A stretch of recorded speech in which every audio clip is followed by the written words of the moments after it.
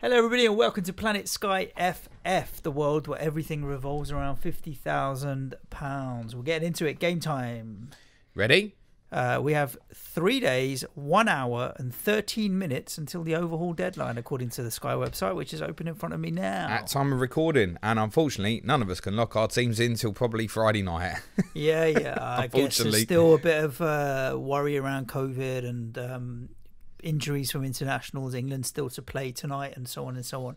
But we'll do our best to put together what we have so far, give you a rundown of that very briefly. And we also have a lot of Twitter questions to cover today, which I'm assuming will cover off what the talking points are for most people. I think so.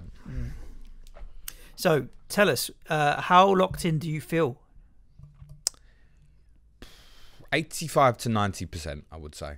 Okay. I think if I didn't have two players in there that had flags and wasn't worried about, well, not worried, but wasn't conscious of what can be happening with injuries tonight, COVID over the next 48 hours, etc., I'd be a lot closer to being locked in. As I said, two players in the squad currently with flags, Kevin De Bruyne and Tariq Lamptey. Yeah. Both of them could quite easily come out. The rest of it is probably very close. Mm-hmm.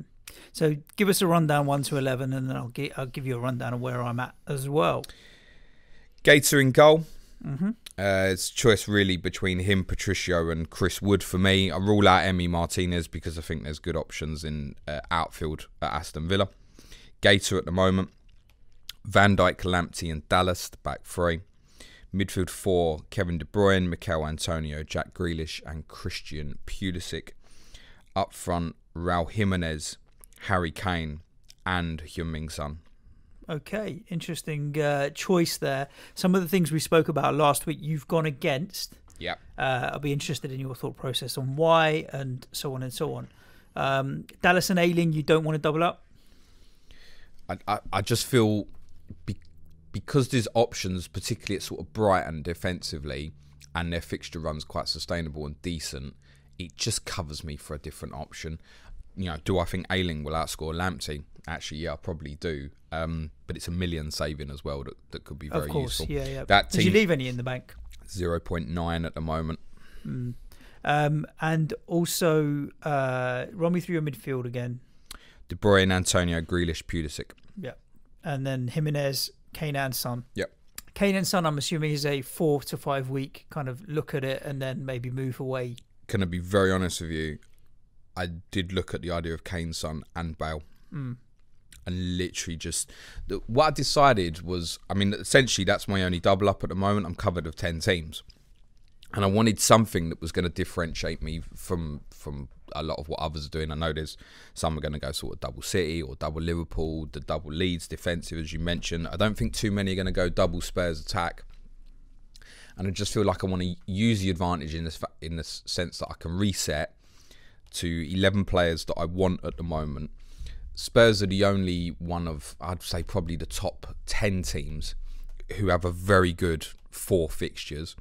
My intention at the moment is to come off at least one, if not both, at the end of these 4 fixtures. That's part of my plan at the moment. Okay. And that would probably be one to Bruno, yep, and the other one to Salah. Interesting. I am sitting at the moment with a very similar team to I had last week. I've still got Martinez in goal.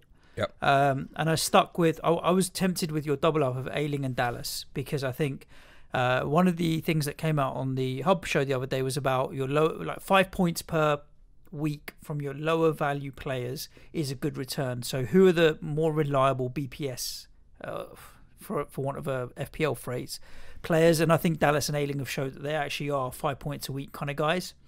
But I've stuck with Lamptey, Dallas and Van Dijk for now. My midfield is Kevin De Bruyne, Antonio, Grealish. Jesus.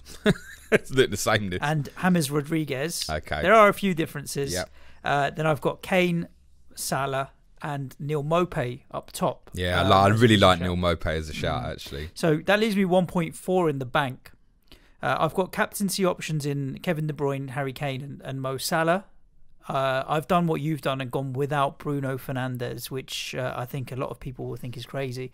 But then I've got a Leeds option there. I've got a Brighton option there. I've got a Villa option there. I've got enough money to turn Emi Martinez into Nick Pope. And that's definitely on my mind because of the captaincy coverage when you've got the dumb game. You got 2 Villa, haven't you? Yeah, I've got 2 Villa at the moment. So I think Martinez to Pope makes sense so that I don't have 3 double ups. Yeah, 2 double ups. What I discussed last week was the idea of having a goalkeeper basically from a team you don't want any of the outfield players. The only drawback on Gator I could see would be that there might be a period where I think, oh, Wilfried Zaha. The thing is, I don't want to go down that route because I know it's going to frustrate me. And Palace have, I think Ian mentioned this on Hub. By the way, Ian, for your work on Sunday, take a bow, mate.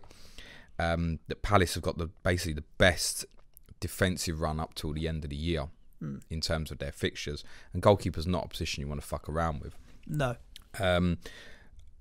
It was basically a call between him, Pope and Patricio. Pope, I just don't see enough fixtures where I think... Basically, what I did is I compared Pope and Gator and looked at games where I didn't have the coverage from Palace and Burnley, respectively. And there's more Palace games. And there's more Palace games where I would, if it came into, it's a Friday night game, I would want to stick the armband on Gator than Pope. That's seriously what it is. Plus, Palace defensive fixtures are a bit better. I think Patricio is a better choice than both. Mm-hmm. However... having reassessed, Raul Jimenez was not one of my 33 last week.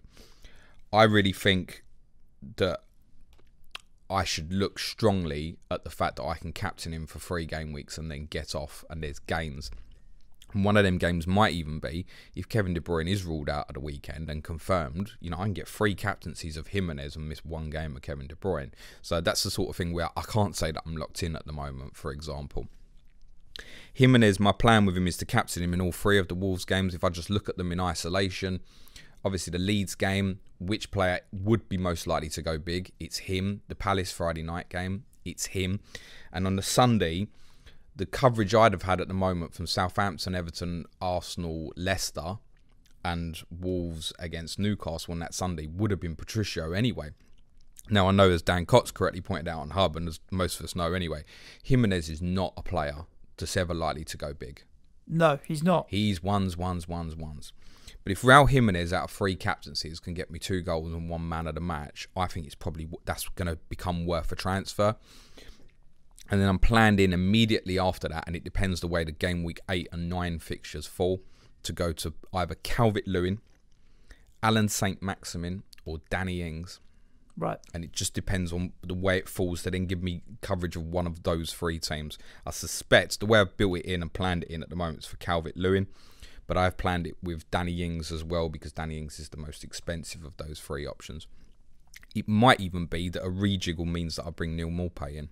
I haven't discounted that either. So, yeah, I'm planned in idea-wise of what I want to do. I know there's a risk there in Jimenez in terms of it's the frustration with him, but I feel like Sky with captaincies shouldn't necessarily be played with fear. It should be played with, is that the best guy I can get? Yeah. The one I'm really sacrificing here that a lot of people be like, ooh, is Salah, I think. That's why I'm thinking of sacrificing Van Dijk because I have Van Dijk and Salah, and I feel like in any given fixture I'll always armband Salah over Van Dijk. What's the point in Van Dijk? I'd more likely view that the other way, actually, in terms of the consistency of Van Dijk. Reliability. You think of that period from sort of December to like February, March. Van Dijk was like fucking 10 points every game, just powering through it. We know obviously there's the issue at the moment with Alisson being injured, etc. But I know that I'll want Virgil van Dijk back in there. I'm absolutely certain of that. And to be honest, I've looked at this in terms of adding Robertson to Van Dijk as well. Strongly considered the Liverpool double up. I wouldn't be surprised if we start Saturday and I've got that. I wouldn't rule that out as a possibility. I would generally favour Van Dijk over Salah, but of course, I think with them West Ham, Sheffield United fixtures particularly, you want Salah. Yeah, that's the point. But that's why, for me, I've built in to get to a later period of Liverpool where they've got like Fulham and West Brom and stuff like that, where the power that you could really go off. I look at them West Ham, Sheffield United fixtures, and I think almost similar to what I feel with Jimenez. He's likely to score more than once in them games. I actually don't feel like he is. And therefore, I'm not sure he's worth the investment when I can get the power of the two Tottenham attackers and reassess, because there's a lot about this. We spoke about this before game week 1, and we can speak about it again now. We're all going to make mistakes again, even though probably the pool of players we're looking at has kind of shrunk. For the majority of us, it's shrunk Massively, from probably 100 to 30. Even the guys on Hub said their shortlist were in the 30s and stuff.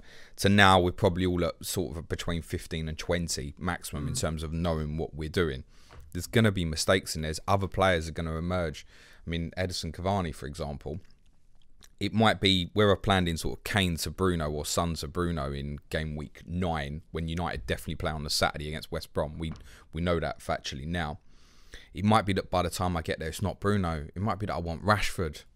And I feel like going with United for the moment, when I'm so unsure of what they're doing and how they might change tactically, is a bigger mistake. I'd be better going back to it and then going, right, another 4 games of information. This is the guy I want to stick the armband on for. They've got 3 good fixtures over that period. Yep, indeed. I would say that I've still got a bit of work to do on mine. I've still got a bit of work. I think 7 or 8 of the players I think I'm definitely going to end up with. Kane, Salah, De Bruyne, Van Dijk, Antonio, Grealish, Rodriguez. I feel like those guys and Dallas are there or thereabouts. I could upgrade Lamptey to Ayling, and it's not going to affect me in any way because I've got enough money in the bank. I could take Pope to Patricio, even Gator, like you said. I want to try and not have the same team as you, obviously. I haven't even looked at my second team. My second team, I'm going to take a very different strategy on, which is going to be around second bests. So you've got Kane. Son is almost as good an option as Kane. Sterling is almost as good an option as KDB. Robertson almost as good an option as Van Dijk. But what it will mean is if you add up the little savings here and there of 0.2s, 0.4s, I will have fewer budget options potentially in that squad. You just got to be conscious them top players become harder to get back if you need to go there. Yeah, I understand that. But I really want to make no changes to this second team, or very, very few changes to this second team. And then wait and see what happens with the cup. So I'm going to take. I'll probably only have, if at worst, 2 or 3 players that are the same in both teams. What are you planning with your second team? Oh, my second team. Well, the way I'm going to do that, and I'll detail this more on the Patreon podcast later, is that's going to be coverage of 11 different teams, and it's essentially dead until I need to change it. Yep. And run that, and try and take advantage. We did a Patreon podcast for the guys before the season started as well about the principal idea of how you can potentially win Sky with a dead team. And with the way they brought the cup forward, which my second team's already out of that, so fuck it, it's not worth worrying about. That's what I'm going to do. I'm going to use it as an experiment to try and win Sky with a dead team. There's no transfers used in that team. It's about 40,000 or so at the moment. That's the way I'm going to treat it. Cover it. If I need a captaincy coverage, get it in and then play it that way. Otherwise, it stays dead, and it stays as a spread between 11 teams, except when there are obvious steam into it advantages like we had with that Liverpool period in January last year, which may come around for someone again this coming January. Yep. Right. Twitter questions. As always, we ask you on Twitter at Planet FPL Pod for your questions around Sky, and we will go through them. There's 25 or 30 odd, James. I think there'll be a few repetitive ones. Okay. Quite often. Let's start at the top and work our way down. Gary, is my cap playing? How many players do you plan on owning in both your A team and B team? 11 in each. How many do you plan on owning? I think you need 11 players to get a team out. I think he means how many players will be in both. Well, at the moment, both. He did say in both your A team and B team. At the moment, there are a few different players in my B team to my A team. So Patricio's in the B team. I've actually got Syunshu in the B team. Just consistency. I think because he's gone up in price, 2 million this year, he's just gone very much overlooked. And I think I do want something of Leicester. I'll come on to remind me to come on to Harvey Barnes in a minute. Calvert-Lewin's in the B team. Neil Maupay's in the B team. So there's 4 different players. Okay. I will have probably at least 8 or 9 different players in my B team. And will you captain the same player in both teams? If it's the best choice, yes. Yes. No hesitation. But then I'll only have 2 or 3 to choose from that will be the same. More than likely, more often than not, I will have different captains. The only thing I did in the first 4 weeks. The only thing that I haven't decided yet for the B team and this principal idea of a dead team was the way that dead team should work would be that you'd rank your players in terms of order of captaincy. So even if if you thought Van Dijk was the best choice of any player, fixtures forget. Even if they were away to Man City, you would still captain him. Just going on that principle. I need to decide if I'm going to move it or if I'm going to try and play it with that principle in mind. So ordering the 11 players in terms of when I would captain them. So as long as they're playing, doesn't matter who the opponent is, you stick the armband on them. So it essentially becomes even more dead. I haven't decided what to do with that yet. But generally speaking, if I was playing it differently, then the best choice should be the best choice. I really don't like this. Oh, I've got Son and Kane. I'll captain in both teams, just hypothetically. I'll captain Kane in one, Son in the other. If you think Harry Kane's the best choice, stick Harry Kane on the armband. Yeah, sometimes it's hard to know, though. It's generally how I feel. Sometimes it is a real toss-up, 50-50. Because I know, yeah, of course. I mean, to be honest, that's a bad example. But I know a lot of the guys, it's a mental thing in terms of, well, at least I've got one of them. If you're treating it that you're gonna, with the second team, always captain, say, the differential, then that's fine. But otherwise, I think generally go with the best choice in both. Yep. I think I agree with the overriding philosophy of captain the player that you think is going to score the most points. But I'm also having two very different teams, so I'll inevitably have to captain different players. And I don't mind that at all. Auto reclose with the fixture run and captaincy setups, and especially with the KDB injury, I can see a real possibility that it's not that important to have Liverpool, City, United, or Chelsea assets for the first few weeks. You definitely need something of Liverpool, Man City. Yeah, I've gone without United and Chelsea. You've got Pulisic in there at the moment. I think Pulisic's a great player, good value. Liverpool and Man City, the first two Saturdays, and if obviously you've got the right player this Saturday, you could probably include Man City into that. You'd argue the first three Saturdays, they're the standouts. So I think you can go without one because of obviously the fixtures align where Liverpool and City play together. So it might be, if we got news that Bruyne is out for 2-3 weeks, then genuinely I probably would go without Man City till roundabouts game week 9 and then reassess. I think you need something from some of them. Otherwise, them Saturday captaincies are going to probably be quite painful for you. Chelsea, interestingly, Pulisic's in for me at the moment. Mainly because I like him as a player. I love his value. He's going to be a differential. I tell you what, there's not many opportunities where I'm going to captain him, like for a long time. And that's why I mentioned this to the guys on our Slack channel about the idea of going without Chelsea, because they're the ones from them and Arsenal from the big six look like the ones you can really go without for a while. Yep. Because they don't have great captaincy options. Ironically, though, should Frank Lampard turn around on Friday and say Christian Pulisic will start and Guardiola's not giving anything clear on De Bruyne, then I might actually captain Pulisic this Saturday.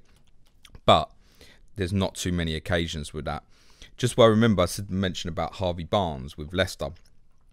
And it's a similar thing. I don't like their run of fixtures. They've obviously got the Monday night game against Leeds in game week 7. And then it calms down a little bit for them in the sense that they've got Fulham in game week 10. But I don't like their fixtures from now till game week 9. And that's why it's become a bit of a sacrifice. Plus, when I said last week about the idea of having two players from Tottenham, Leicester and Arsenal, I didn't obviously necessarily mean two players from Tottenham. I meant coverage from two of those three teams. Yep. That was on the thinking that a lot of games were going to stay at 3 o'clock on a Saturday. So it looks like we're going to have 4 games on a Sunday and 2 on a Monday anyway. Now, the likelihood of... Only leaves 4 games for a Saturday. Leicester are going to have more games on Sundays and Mondays. Leicester, Tottenham and Arsenal are than obviously anyone else. But it doesn't... The chance of them being on their own on a Monday night have just decreased quite significantly. Or them being part of only 2 fixtures on a Sunday have decreased quite significantly. So I don't feel like that's quite so important. Plus, you can obviously work out from what City, United, Liverpool and Chelsea are doing in the Champions League, when they'll definitely play on Saturdays, when they might not, for example. So I don't feel like that coverage of 2 from Leicester, Tottenham, Arsenal is important anymore. Till it changes. Let's go to James Drury's question. Iceman, I hope you're pumping the iron, my friend. First time. Don't doubt it. Yeah, first time playing Sky FF. So go easy. Oh, actually, James, while we mentioned it, do you remember we talked about an arm wrestle with him and Steve-O? Forget the arm wrestle. Yeah. Forget the arm wrestle. Steve-O from Elite FPL, as we know, posted a video with 3 triple cheeseburgers. Over to you, Iceman. Anyway, first time playing Sky FF, so go easy on me. How does it correlate between going for the players that score goals, assists, clean sheets, etc., to those who score well with the tier scoring system? They don't seem mutually exclusive. List the cheap, high tier scorers, please. They're not obvious. So I suppose first thing to say. Yeah, I suppose James's point is a good one. In FPL, if you keep a clean sheet, score a goal, or create an assist, you're highly likely to get bonus as well. Whereas in Sky, you can get bonus without scoring goals, or creating assists or clean sheets, and they are quite exclusive. The best cheap ones at the moment appear to be Ayling and Dallas in terms of the consistency of the tackle tier. Dallas potentially playing in midfield when Leeds play against teams who play with 2 up front. Barnes has picked up shot tier quite a bit. He's fairly cheap. I don't think those guys in the 8 million, I don't think you can consider them as cheap. No, I'd say they're nicely priced. I think what the Iceman's looking for there is potential like enablers, and I think Ayling, Dallas, all the others, those defensive ones. Ben White might be one. I've looked at him strongly again, 6.3 at Brighton. Because of their run of fixtures are good, you might find that their passing numbers come up quite a bit. The idea of me going Lamptey over Ben White is I'm actually going to need that 0.3 in part of my planning at the moment. Yeah. So Ben White strongly came back into my thoughts. But there aren't many. I don't think we're going to have one that stands out like s.2 did last year. No. It was like, fucking hell, the clean sheets and the passing tier on this guy is great at 6.2. I don't think there is anyone like that. Not that I can see. And even from the midfield perspective, yeah, you can knock down into sort of Højbjerg, for example, in the lower 7s, but I already spoke about that last week and said that I think some of those tier numbers for him, for example, might drop off a little bit. The strikers, perhaps more pay. 8.5 is one that's likely to hit shot tiers. Obviously, we mentioned Calvert-Lewin, 9.3, has hit shot tiers in every game so far. But I think what you want is to find that s.2, and I just don't think it's there at the moment. No. Whitebeard FPL, it feels like there's a template coming. In FPL, I would go with a maximum of 3 differentials. Will that work here, or is it too many, too few? Too many, too little. Too less, too little. Too little. Whatever it is. Too less, too little. You did write too less and then corrected it to too little, and I'm saying too few. Too many, too few. Who knows? Too few, too little. That might be the pod title. Yeah, don't go differential heavy. I think for the new players, you probably look at it and go, Jesus, yeah, everybody's team looks the same. Like for those who listen to Hub and probably listen to Joe and Luke and listen to us, our teams are going to look quite similar, generally speaking. That's okay. It's okay at this moment to be part of a template. I spoke before Overhaul about the idea of just going with, but I didn't go template. I went with consistency. People like Willy Bolly, who I would never consider now, for example, as a short, brief period. Now, you want to make sure that you're covering those captaincies, that you're not missing out on anything obvious. And the further we get away from this overhaul period, the less and less of a template that will appear. Because, for example, all those who haven't got, say, Manchester United coverage, when it comes around to that West Brom fixture in game week 9, people got a decision to make. Knowing now that that game's on a Saturday, and even looking at the other 9 fixtures over that weekend, United look the best choice. Now, right now, it won't feel like it, but by the time we get to game week 9, it might. Then consider the fact it's a Saturday, and some people will be so set in their mind thinking, well, I'm not getting a gain in fixtures, so I'm not buying them in. Then at points like that, that's when you'll start getting a split in template where people make a choice of either to do it or not do it. It's the gamble on the 2-for-1s and the 3-for-1s, and that's when you see the divergence. That's what makes this game quite different. So I would say in terms of differentials for me, Pulisic is going to be one, definitely. That's the real punt in there, I guess. And obviously going to double Spurs. But I know that I'm attacking it for a short period because they've got a period that none of the other big clubs have, and it'll either do very well or it'll blow up in my face. Probably blow up in my face, especially as it's Spurs. That's a big £50,000 explosion to have to deal with. Simple goal. I'm glad you didn't say that in a different direction. If KDB is injured for Arsenal, let's say he's confirmed that he's out, would you start this period without and go to him. So the full question, if KDB's injured for Arsenal, is it worth keeping him out of the side and bringing him in back when the fixtures change or after the Liverpool game, for example? Is there enough of an argument to do that, do you think? So if KDB's definitely out, that could completely rework things for me, where currently I'm looking at my first move being Jimenez to one of those forwards I mentioned previously. It might be that I rework it that Jimenez to De Bruyne is going to be my first move, for example. So it could completely change where I'm at and where I'm sitting. At that point, it might even be that I go, well, I can't have Kane and Son then. I might need to start with Calvert-Lewin or something like that and change it up a little bit. What was the question? So you've answered it. Good. And I think I'm the same, yeah. If KDB is out, even if it's for a week or two, I think it's too much money to leave and then think about when is the right time to get him. I think that's the move, though, if he's going to be out, is Jimenez to De Bruyne. I think that's the move. And I probably will rework it that that's the case. De Bruyne, if Guardiola says he's in the squad, I might still stick the armband on him this week.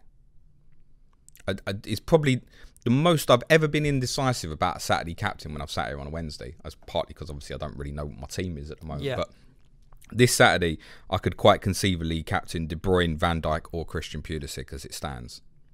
So I'm very open to that and indecisive about it.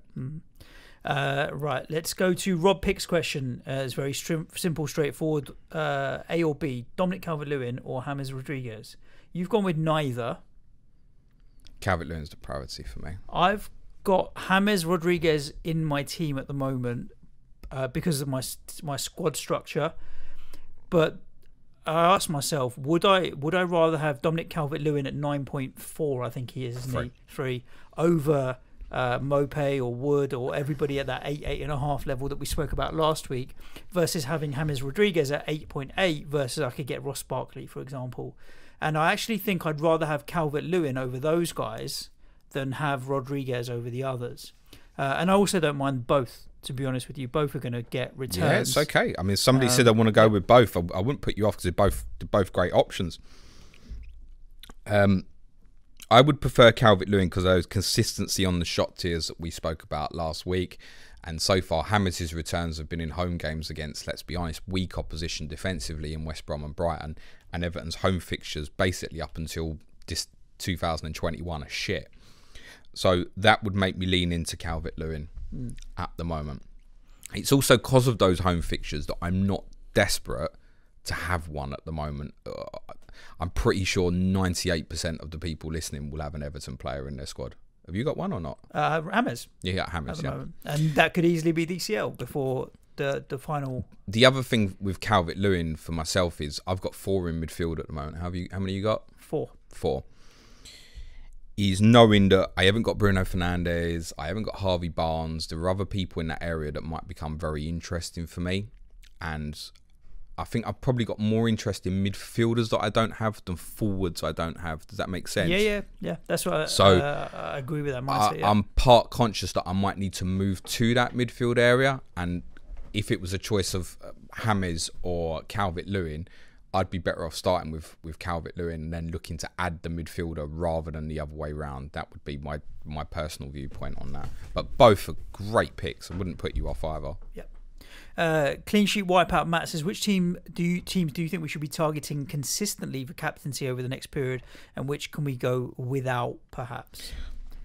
Well, Tottenham's the obvious because genuinely in the 4 Spurs games that we have coming up, we're the best captaincy on all 4 of those games. That's the other thing. It's not just a great run of fixtures. Looking at all 4 and going, yep, actually, even comparing to City, Liverpool, if they play those days, Spurs have the best one. So you got, obviously, this Sunday, you could make a case for Leicester Villa if you really want to, but generally, Spurs at home to West Ham, most people are going to captain Kane or Son this weekend if they have. Burnley on the Monday, it's fairly straightforward. Brighton on the Sunday night is also the best one, in my opinion, in game week 7. If you look at the games on that Sunday, basically none of the rest of the big clubs are playing. I mean, Manchester United and Arsenal play each other as opposed to Tottenham home to Brighton. Brighton defensively, you're going to go with the Spurs guy, aren't you? Of course, yeah. And then knowing that even in game week 8, that Tottenham's game at West Bromwich Albion will definitely be the Sunday, while Manchester City and Liverpool play each other that weekend. Again, Tottenham's the best one. Fulham that weekend, for reference, play West Ham. And I actually think of all the other fixtures that weekend outside Tottenham against West Brom, I actually think Mikel Antonio is the best captaincy option from the other 9 fixtures that weekend. So it's knowing that Tottenham have not only 4 very good fixtures, you are very likely to captain them in all 4 of those fixtures. Yep. Means they're the real team. I think if you were saying there's one team you shouldn't go without in this period, generally it probably would be Tottenham. Yep. You're going to want one. I agree with you. I'm just having a look here. Harry Kane, overall only selected by 23%, but in the top 1,000, 63%. That's going to be much higher. Don't worry about top 1,000 at the moment. Yeah, sure, but because the guys who are in the top 1,000s probably have got like Kane, Son, and stuff like that, true. Right? Because they've banged off it. Yeah. So don't take no notice of the ownership in the top 1,000s at the moment. I'd probably say at least for another month or so. Look at the overall ownership, and Harry Kane 20% ownership. Is that what you said? Roughly 23 at the moment. That's fucking. It's very low. Yeah, man. Very really low. I think that will be much higher by the time we get to the end of Overhaul. It's possibly because a lot of people... What's Salah's ownership? You're putting me on the spot, Sorry. but we'll find out. A lot of people are going to find it going with both possibly... 34.6. Yeah, a lot of people possibly find it difficult to go with both from a financial perspective. We have here the FPL drug. So there's a few questions here that we've answered in previous shows, so I'm going to point people in that direction. The FPL drug says, can you name some budget options that hit tiers consistently? That's what the Iceman's question was, wasn't it? It is hard. I would recommend, last week we did an A to W rundown of all the teams, and James provided a short list of who he was thinking. I chucked a few names in there, so maybe listen back to that one and you'll actually have a decent rundown on the 35 to 40 players that you should consider. James Whitmore says, the only question is there still any point in playing if you haven't owned a single player who smashed it so far? I feel there's no point because I've missed out on every brace or hat trick, and they've come from players who most would have, Salah, Vardy, etc. I mean, it's so early to be tapping out. I don't think everybody had Calvert-Lewin in game week 2, did they? Not many at all, right? So early to tap out. If you flip it in reverse, and in the next 4 weeks you do hit the captains that other people don't, you're back, and it's not like there's only another 4 weeks left. There's another 34 FPL game weeks, but maybe 40 odd Sky game weeks. There's 2 or 3 times, if not more, captaincy options in this game to claw it back. Whereas FPL, it feels so much harsher when you miss your captain because you haven't got a daily captain. So the joy's got to come in the process, in the rise. It's got to be there, and this is a game that after Christmas you will be able to see significant rises as others run out of transfers and others drop out of the game, and you still have some left. So yeah, I mean it's like game week 1 in FPL at this point for me. Do you know what? You throw in a great point there where sometimes you can feel at this stage of season, doesn't always happen, you could hit 90 points and not fly up, and you'd be like, what the fuck? And then you remember that all the guys ahead of you have spent like 4 or 5 transfers. I mean, sum it up.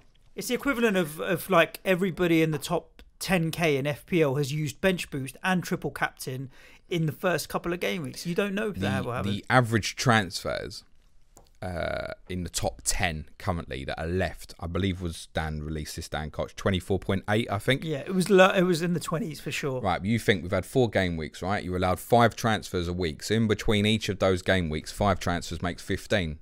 Someone's used fucking more than that. Yeah, it's true. Someone's used 5 between like the Sunday and the Thursday, and then used more on the Friday to bump it up or something. I don't even know how you get round to doing that. But yeah, there's some people out there just slamming through the transfers. Most of you would have seen the statistics. Don't worry. I mean, my rank at the moment is very poor compared to some experienced players. I absolutely have no concerns about it at the moment. Yep. FPL Fantasy Phenomenon says, can you answer some basics for beginners of Sky Fantasy? If you go back a few weeks, probably about 5 Sky Fantasy football podcasts ago, we did a beginner's rundown before the season started. So I recommend you have a rundown. Season 2, episode 1. There you go, as James has pointed out. It was intentional.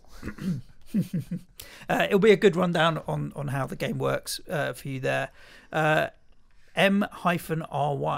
I don't know even how to say that. Why? Right? Right. With fixtures continuing to be spread for TV, how important is it to cover the Europa League participants, assuming everyone will have a Tottenham asset, Son or Kane? Is Barnes the clear and obvious second pick from that group? I think you can actually look at quite a few others from Leicester, and we know that our friend and Sky Fantasy Football legend Pereira is not available yet, but when he becomes available, he might be a great option. And I think in the meantime, Castagne is not such a bad shout.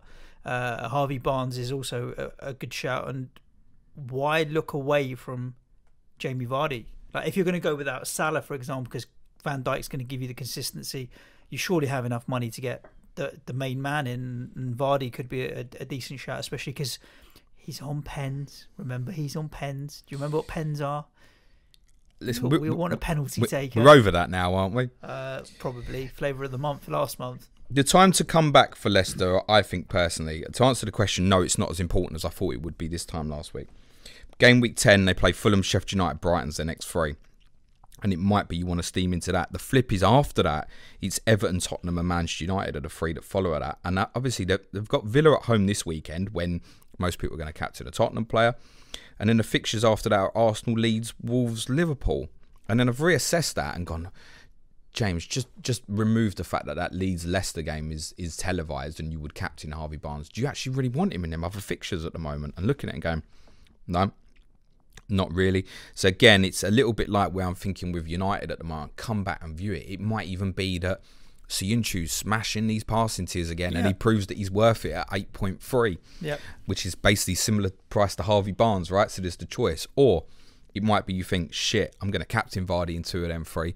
I'll go back to him, whereas most people are probably not going to start with Jamie Vardy at the moment. So they're one to come back to. Essentially, the coverage of Leicester and Arsenal to couple with Tottenham is not going to be an issue to at least game week 9. There we go. That's the point. It's not an immediate issue now. Okay.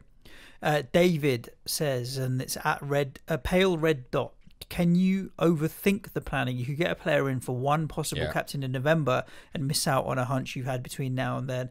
I think Dan shared his story with Wan-Bissaka right way back when, where he kept him for 3 or 4 weeks for a captaincy 4 or 5 weeks out and should have got rid earlier. So, 100% you can overthink the planning. Because you can't plan for injuries or postponements or fixture changes or anything like that. You can't plan for that. So you've got to leave yourself flexibility. I think with all of your players and the formation, like, what's the next transfer? I think you said it last season, we talked about it. When you talk about a transfer in isolation, the question is, what's the next transfer in Sky Fantasy Football? Like, you've got to be planning one step ahead.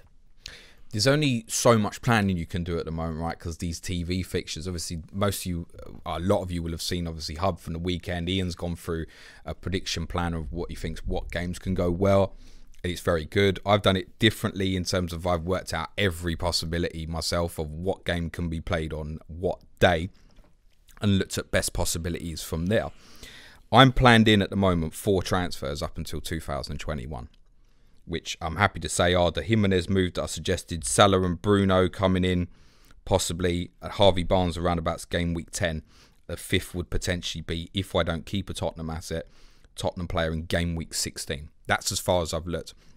The reason I haven't looked further than game week 16 is then we're coming into January, who's going to be in League Cup semi-finals, blanks, doubles, etc. There's stuff that genuinely is really no point looking any further than that. But I know there'll be more transfers than that because I don't know the way these fixtures are going to fall. For example, Danny Ings is someone that's just not on my radar at the moment, and neither are Newcastle assets. But if Southampton and Newcastle falls on the Friday night in game week 8, which I think is a possibility, yeah, exactly. then plans need to change, and that's where I've said the idea to come off Jimenez is probably to Calvert-Lewin. But it might be one of them Southampton or Newcastle guys, for example. We have FPL Ralph, wait and see on Pulisic or gamble from the off. You're gambling from the off, but I'm assuming you're waiting. I would not waiting say until Friday. He is not locked in. No way is he locked in. Wait until Friday. I feel like we will have news on Christian Pulisic.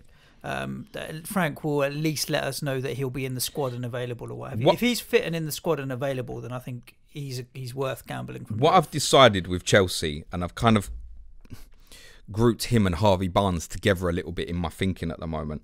So Barnes has one good captaincy against Leeds in the next sort of 5 fixtures.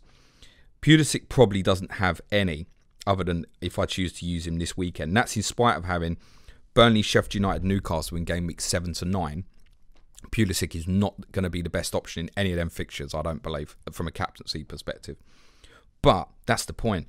Next 5 fixtures: Southampton, Man United, Burnley, Sheffield United, Newcastle.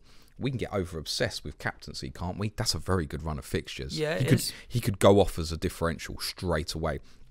I've actually considered starting with Timo Werner because I think he'll go back through the middle this weekend, and I just know that nobody else will go down that route. And then he would become.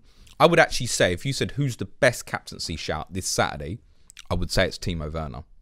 I think tomorrow's clash of the correspondence with Rotation FPL and FPL_Gaffer on Chelsea Southampton at the weekend.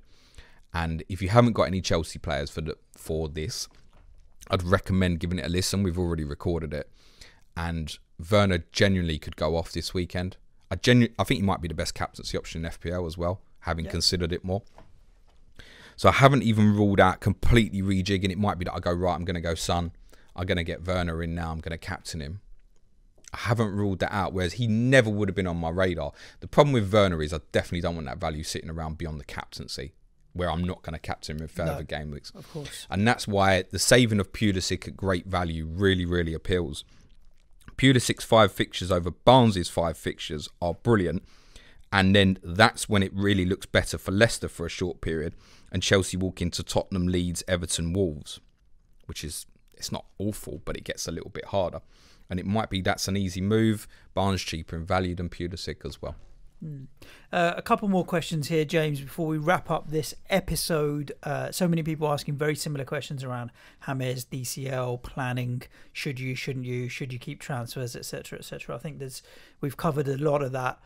Mark FPL Badger, do you see any issues with a Martinez Konsa double up?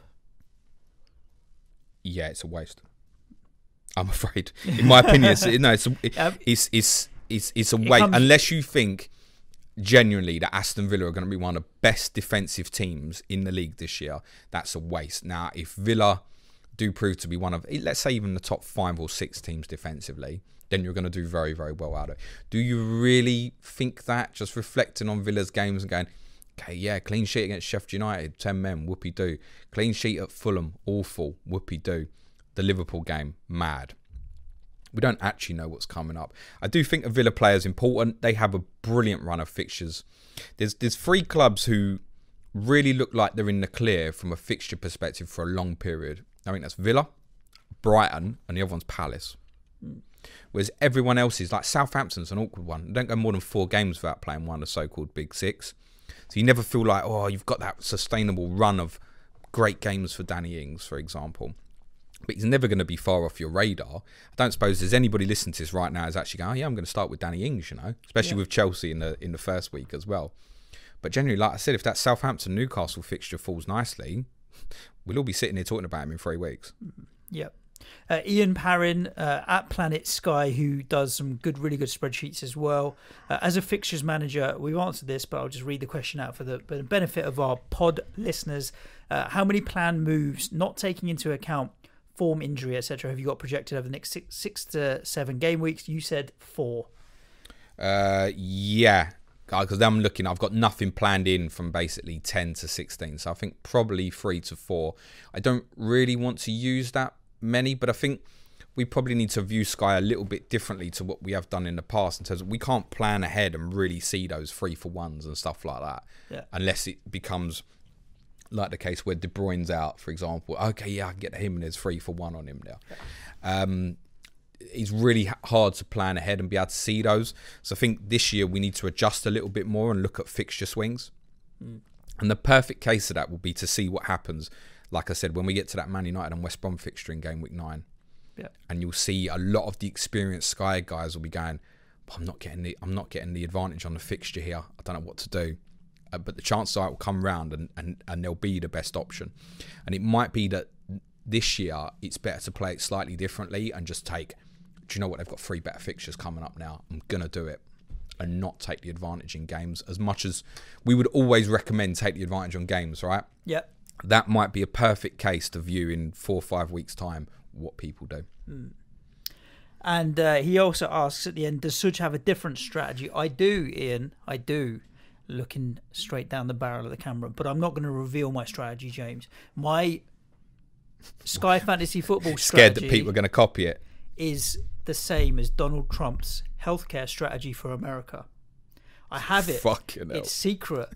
Trust me when I say it exists, and I'll only reveal it after I have won. So when I win Sky in May next year, that's when I'll tell you my strategy. And if I lose, then you're never going to know what my strategy ever was, or whether or not it ever existed, or maybe it existed and didn't exist at the same time.